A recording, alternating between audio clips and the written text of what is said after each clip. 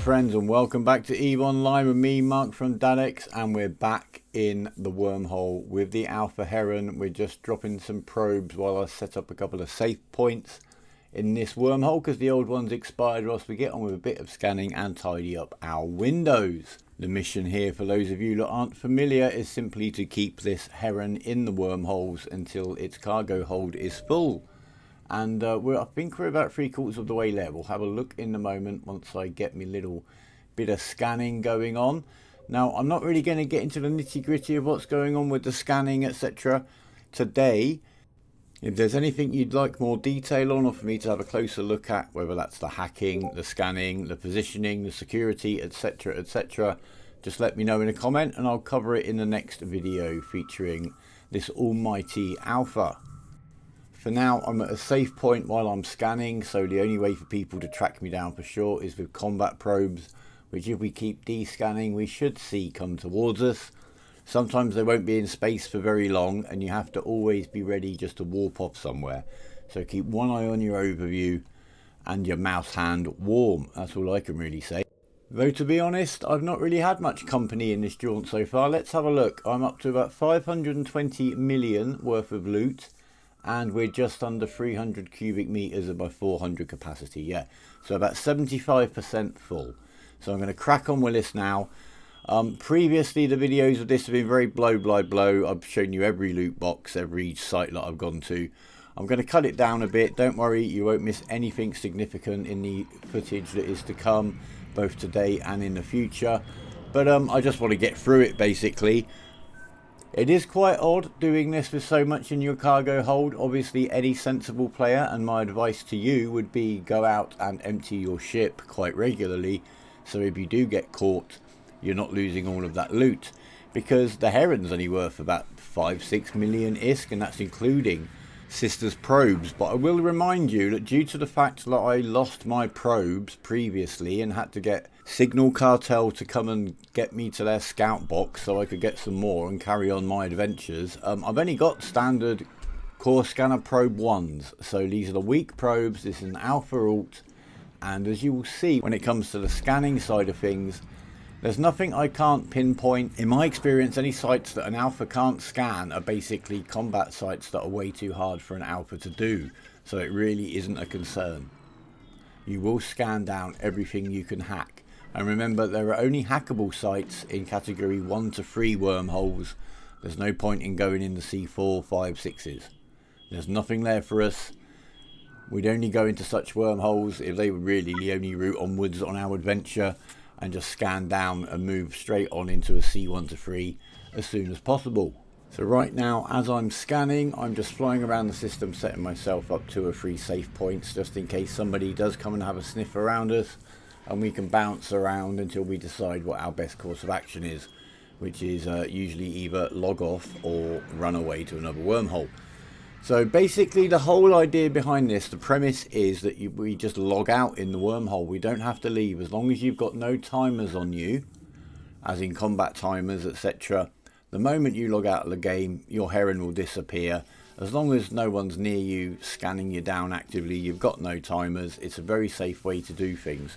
When you log back in, you'll walk straight back to your safe point and you can do it all over again. It works very well. Just don't leave your probes out when you log out, because you won't get them automatically put back in your ship. You will lose them like I did.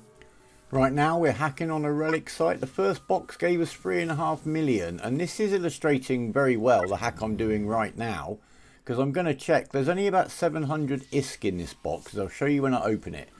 But this has the hardest hacks on this site, and that's something to bear in mind, because really it's a bit of a reassurance.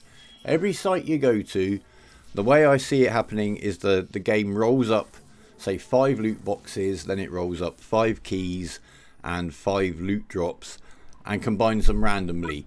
So there's an even chance that the hardest hack on a site will actually be on the worst loot box. And as you saw there was like under 1,000 ISK for a very, very hard hack, which I did manage to complete.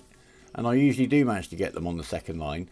But if you do ever blow up a box, whether you've used a cargo scanner or not, which I always do just to know what's in there, even if you blow up a good box every now and again, It's not really at the end of the world, because next time you get a hack you can't do, it might be the worst box. So do bear that in mind.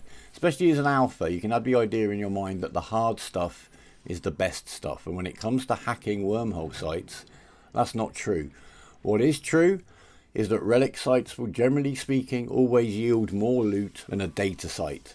So my ship is always rigged and has a bias towards relic hacking. So in the rig slots, we've got one rig to boost our scanning strength and one rig to boost our Relic Analyzer strength. And while I was chatting, we got 2.5 million out of the third box on this site. So we're up to about 6 million so far on this relic site. So that's the Heron paid for, if you like to look at it that way. Couple of them around 100 grand, 500,000, and another million ISK box. So I think in total off this site we're going to get over 7 million, maybe 7.5 million from one relic site. And it's not a particularly good one, to be honest with you. There are much better relic sites out there, that's for sure. Now you are without a doubt, and I am without a doubt, at my most vulnerable when I'm actually on a site hacking. Obviously I'm distracted, I'm going to be on the D-scan. Well, I can't cloak, I'm an alpha, but even if you could cloak, you wouldn't be cloaked when you're hacking, so always most vulnerable on the site hacking. So I've got somewhere highlighted there on my overview ready to just click the warp out button and leg it. The moment I see anything suspicious on my D-scan or my overview, I shall be out of here. I'm not going to risk this much loot, certainly over just a little bit more loot, so I'm at a higher state of alert. But yeah, just really focus when you're on site hacking on being ready to run.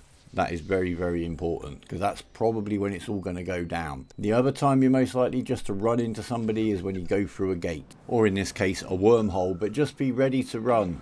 Even if you don't get to bookmark that wormhole you've just come through, if there's someone at that gate when you come through it, just prioritize warping off to somewhere. Probably your best chance of escape, other than getting back through the wormhole if you can.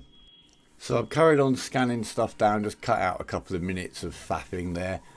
We found a data site. We're going to head up to hack that one, a good comparison for us, bearing in mind what I just said to you about the relic and data site loots. I've hacked down a gas site, which we obviously don't need. I've hacked down a combat site we obviously can't do. And I've hacked down a relic site, which is called a perimeter site. Now if you get a relic site or a data site called perimeter or frontier, do not go there in your hacking ship. They are combat sites. There is hacking in there, but that's very secondary. The loot in there is really the wreckage and salvage from the rats. Do not go there if it says perimeter or frontier. If it has the name of a regular kind of pirate faction like Serpentis, Garistas, Angels, etc., you're good to go. It's just a regular hacking site with no dangerous NPCs on there at all. Now this kind of wormhole roaming does kind of tickle your fancy. It's very easy on your alpha account with your free character slots to have a wormhole alpha. The hacking skills, you can't train them very high, so it doesn't take very long to train them up to max. And then if you just focus on that all on the frigate skill for the ship they're going to fly, and your navigation skills, you're pretty much good to go. You're not going to get better than that, and it shouldn't take you much time because of the alpha skill caps. Wow, look at that, a whole abyss filament in that loot box, 10 grand. There was just there was 1 million in the first box, to be fair, so not totally rubbish. Let's see what we get from this site overall. Usually I think it's about 30 to 50% of what you'd get out of relic sites. But what I also find is that with the exception of ghost sites, which we've looked at before, which is an exceptional type of data site and particularly dangerous, smash and grab operation is required there. You can find very big loot boxes on relic sites and wormholes. I think the biggest single box I ever found, it's in a video, was 72 million, and I think off that site I actually got about 130 million off. Sorry, in that video I got 130 million off of 2 sites, which is very exceptional. But they're out there, and you won't get that just on regular data sites at all. If I'm ever pushed for time, or there's any pressure, other people around, or I'm feeling a bit nervous, I will always prioritise hacking the relic sites first and the data sites second. It works for me, what can I say?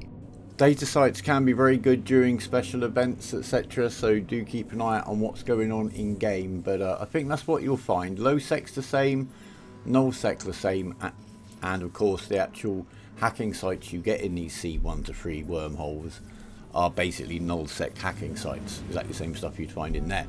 I think in high sec the balance is a little bit more even between relic and data sites, but to be honest guys, with the competition you face there and the low loot, I wouldn't recommend it. Get brave, get rich.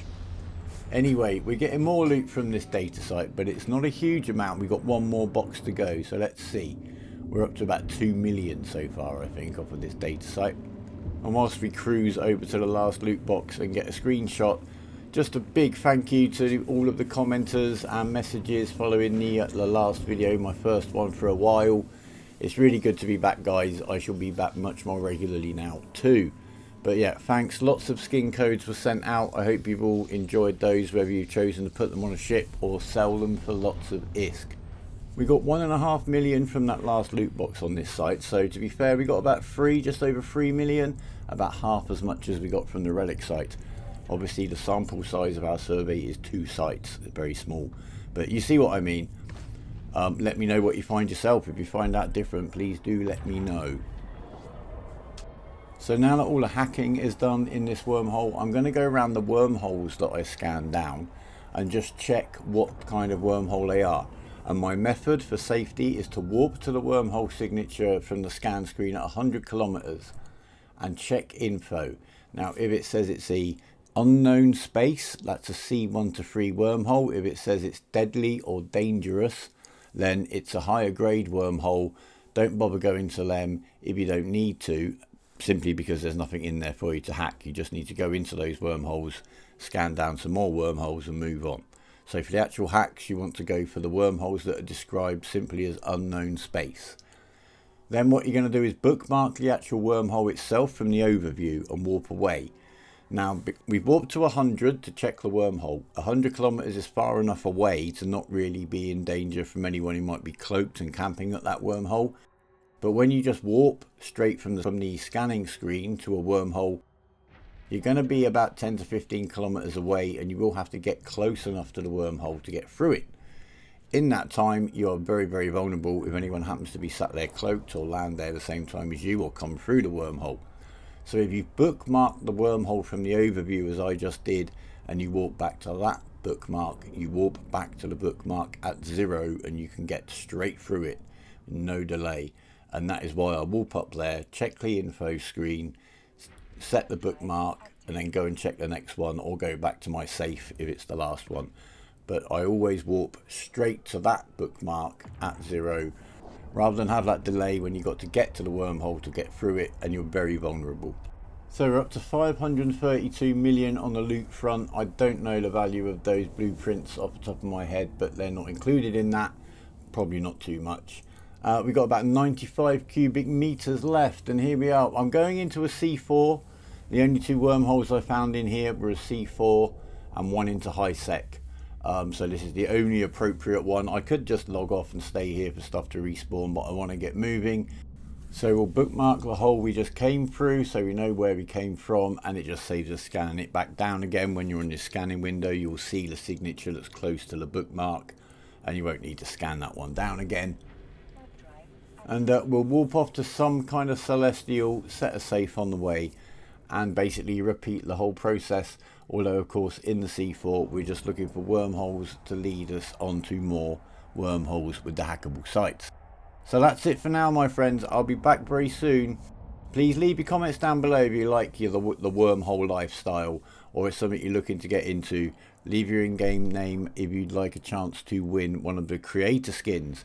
This month's is the Bargur. I think it's worth about 600 mil. Anything you'd like me to focus on, have a look at in the next video, in terms of scanning, hacking, etc., let me know down below. Subscribe if you want to stay in touch, and give it a thumbs up, like it if you've enjoyed it, found this useful or entertaining. It just lets the algorithm know that the videos aren't total rubbish. Thank you very much. But for now, my friends, take care of yourselves and each other. Remember, even is believing, fly brave, and goodbye.